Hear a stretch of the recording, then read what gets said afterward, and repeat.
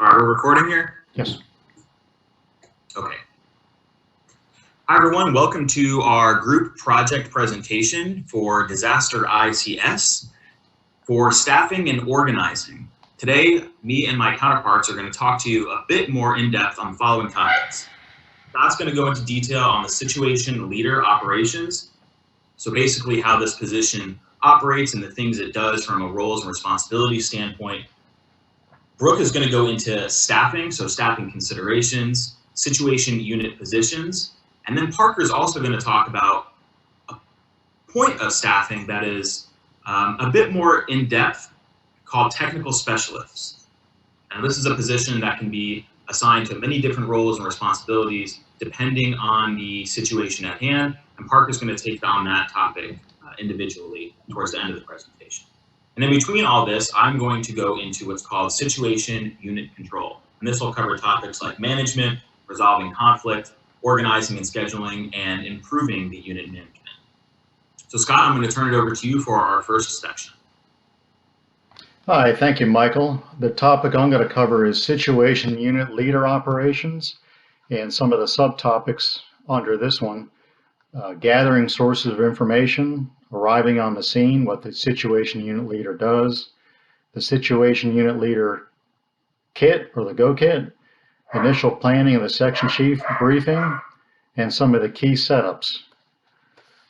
The situation unit leader gathers information as much as he can before he arrives on the scene, before the assignment actually, and some of the sources of information that he looks at are from the EOC, the media, local contacts, and the home region of the incident. What does the situation unit leader do upon arrival of the scene?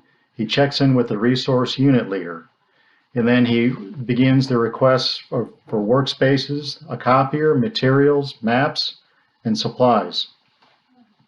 Meanwhile, the situation unit leader is getting together his go kit. This kit includes mapping software, paper and electronic versions of maps, and more than one portable printer. And then he attends the initial briefing with the planning section chief. And this is where, at this point, the situation unit leader becomes a lot more aware of the size, the scope, and the assigned resources, and the incident's potential. And then he gets a good sense of the staffing needs for the particular incident's response. The situation unit leader then becomes to prepare some of the key setups of the specific things that he's going to set up out there on the scene. The situation unit itself, where he's going to need a very large space. He needs to have a good layout for spreading out maps, or large rooms and quiet rooms for the preparation of maps and other information that's going to be shared during the incident's response. So the next other part of this situation unit that he's going to be setting up is a situation tent. And this is a tent that's going to have sufficient room, especially a dedicated area for the situation leader, a trainee, a meteorologist, and some display processors. These are like processors or people that are going to be sitting behind maybe computer screens preparing maps. Enough room for at least 7 people in this specific area. He's going to have all these spaces dedicated for people along the edges of the walls of that tent for computers, and to have those protected, and to have a space dedicated that's going to be climate controlled, either space heaters or fans to keep people cooled or warmed, and to have very good high-speed internet in that space, and to have dry eraser boards for the people to share, to be able to share information that they write on these boards. The other key space that's going to be set up is for GIS purposes. That's geographical information systems, the map makers. They're going to want to have high-speed internet, of course, access in that particular space. And in this area, with all these computers, anywhere there's computers, you're going to want to have an area where there's not going to be a lot of dust, like dirt on the ground or wood chips. You're going to want to have comfortable office chairs for these people, because they're going to be sitting in chairs working behind laptops or computers for probably quite some time. The other area that the situation unit leader is going to set up is a briefing stage. And this can be just a dedicated area where the best place that's going to be able to display maps, to put up on a wall or to project, have a projector, or to physically display maps. This is going to be an area that you're going to want to have, he or she's going to want to have on the outskirts, out of the way, where there's not going to be a lot of people passing by. It's an area that's protected or preserved specifically for debriefing. So those are some of the key setup areas for the planning section leader. And those are the topics that I discussed, all that have to do with the situation unit leader's operations. I'm going to hand things over to Brooke. All right. So first I'm gonna go over some basic staffing considerations. When it feels like there's undue stress mounting at an incident, it may be an indication that the workload needs to be split up between different people. So we need to try to always anticipate increases in workload, plan ahead, and maintain a list of personnel who we can call on when we need to. For this, we need to ask questions like, is this going to be in our local jurisdiction? Do we need to go through a national system? Is it going to be a 24-hour thing or a longer thing? And who can help us out when we need it? I want to quickly go over the 3 organizational charts. Chart 1 is meant to show how a situation unit might be set up for a small to medium-sized incident. So for medium-sized incidents, we have to focus on things like making sure that the efforts are not duplicated and making sure that we have a clear division of labor visually, because we want to be as efficient as possible. At this point, we also need to have a clear incident goals and objectives all written out and planned out. Organizational chart 2 is an example of how a situation unit might be set up for a long-term or a very large or complex incident. I want to point out that for both chart 2 and chart 3, there's a display and information managers. These are not official ICS titles and they cannot be ordered as such. These are positions that you can create to help address any span of control issues. Managers in the chart are qualified for the position that they supervise or are situation leader qualified. So we would be filling in these positions with personnel with the skills that match whatever needs we have for that particular situation. This level of organization would only be established on longer term, large or very complex incidents, like I said. So incidents that are requiring a very unusually large situation unit or a large technical specialist section within the unit. Organization chart 3. For this one, we're looking at an example of a situation unit for a long-term, large, complex incident. Again, personnel in the manager positions should be qualified in the positions that they're managing, or should be qualified situation unit leaders. Now, I want to go over some different situation unit positions. First is the display processor. So these are the people who are responsible for the display of incident status information obtained from field observers, resource status reports, aerial and orthography photographs, and infrared data.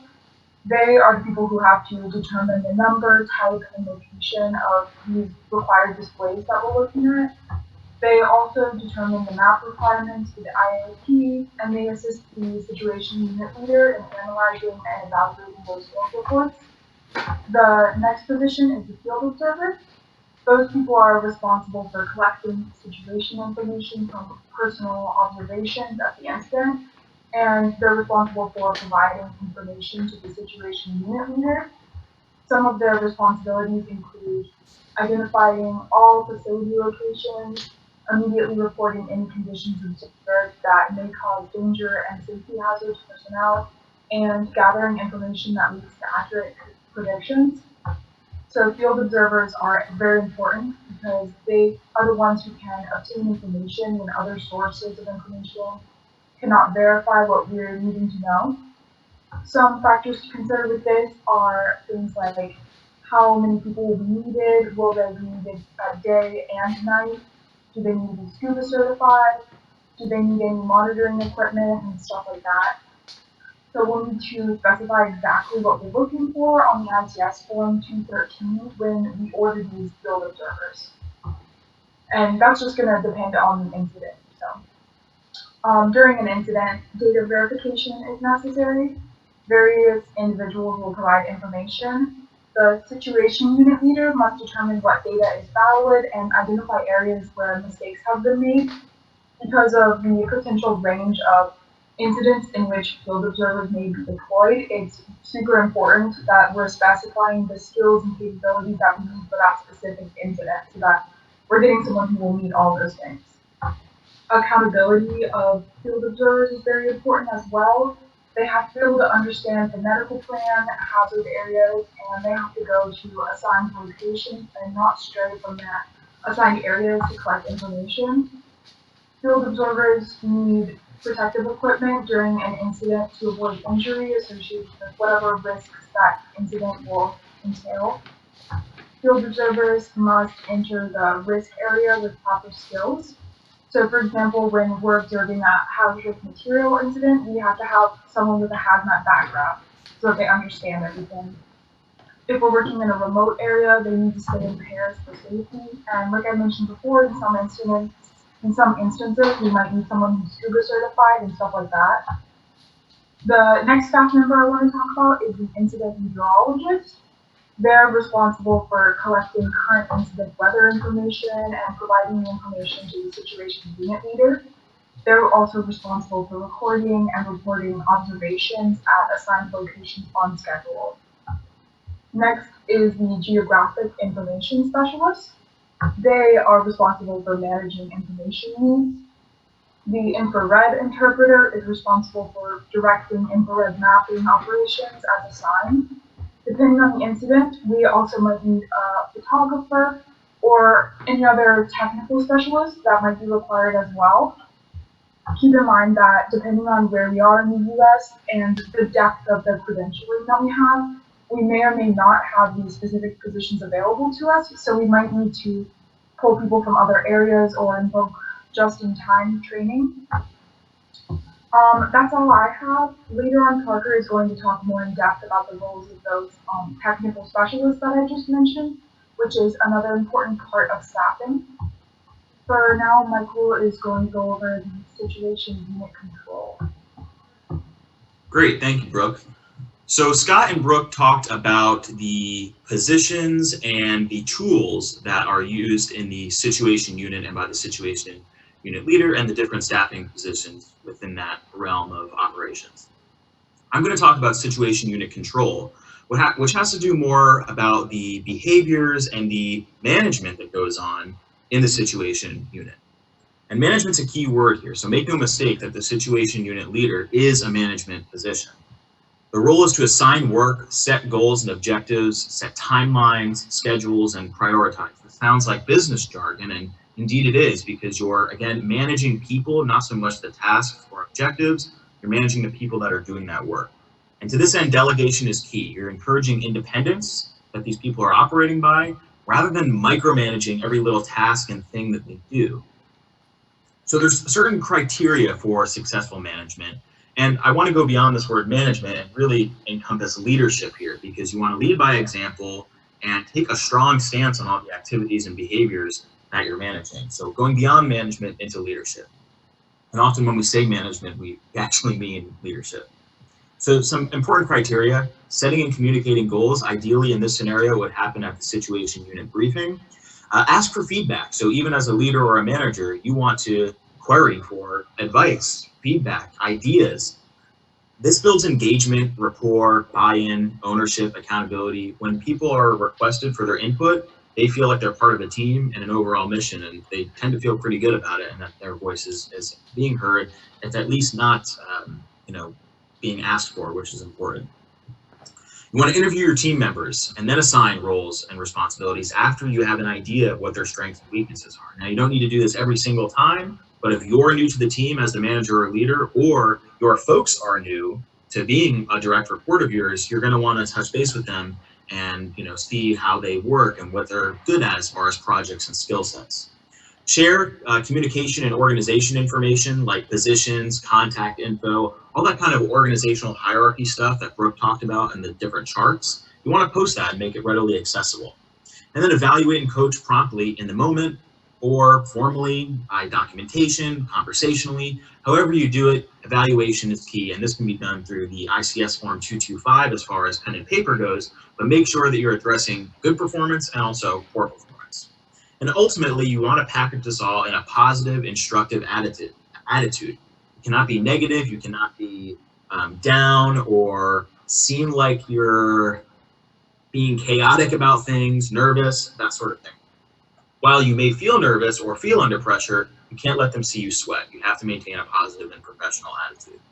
Resolving conflict. Well, people will disagree and flare up because they're tired and frustrated under these incident circumstances. So key to this is asking questions and paraphrase your responses to confirm what they're saying and sympathize with them. But ultimately separate people if they're causing a problem. It's that simple. If they're far away from each other, then they can't cause a problem as much. And require breaks and rests to cool down, to clear your mind, reset your mindset. And check in and follow up. This goes back to that piece of accountability I spoke about. If you're following up in 30 minutes or in 2 days or in a couple hours or whatever time frame you may be looking at, people will know it. And this builds accountability. You cannot tolerate incompetence or disrespect. So if they reach the level of when you're following up or checking in that it's still not resolving, send them on home. Organizing and scheduling. Span of control. This refers to how many direct reports are underneath a certain supervisor, and the material references a 1 to 5 ratio. I've always learned 1 to 7, and I've even heard as high as 1 to 10.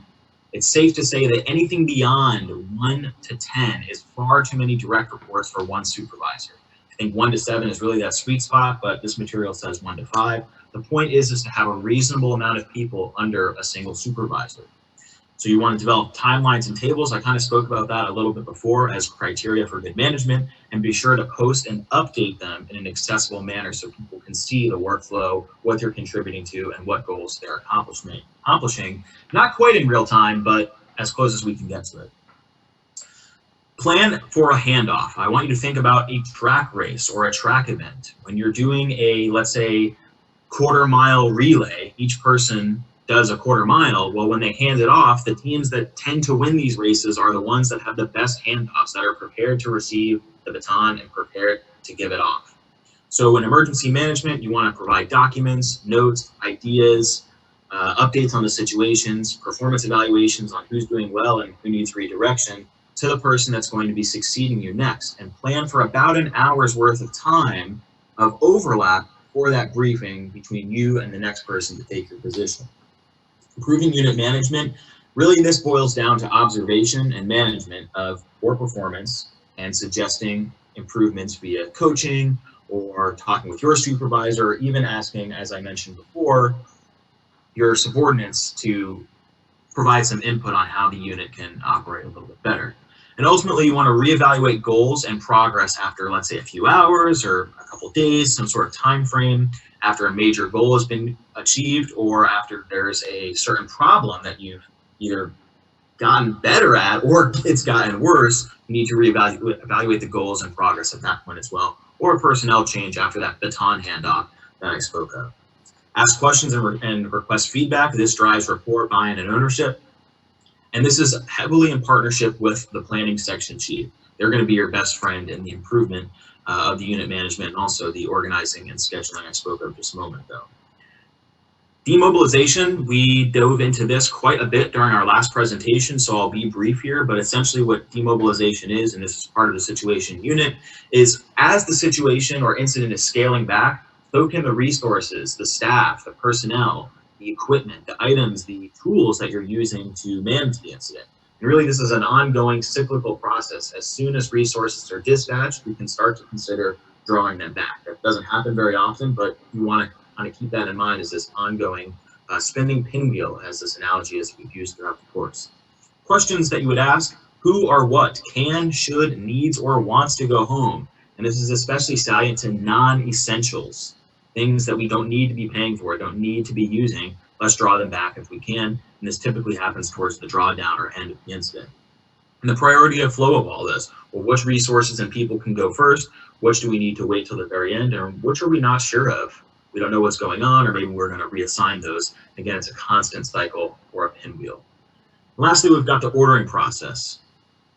This goes by requesting resources or more information through ICS Form 213, which is very general in nature. It can be used for lots of different things. You get the planning section chief's approval of it, hopefully, and then you submit it to logistics or supply and then follow up with it afterwards.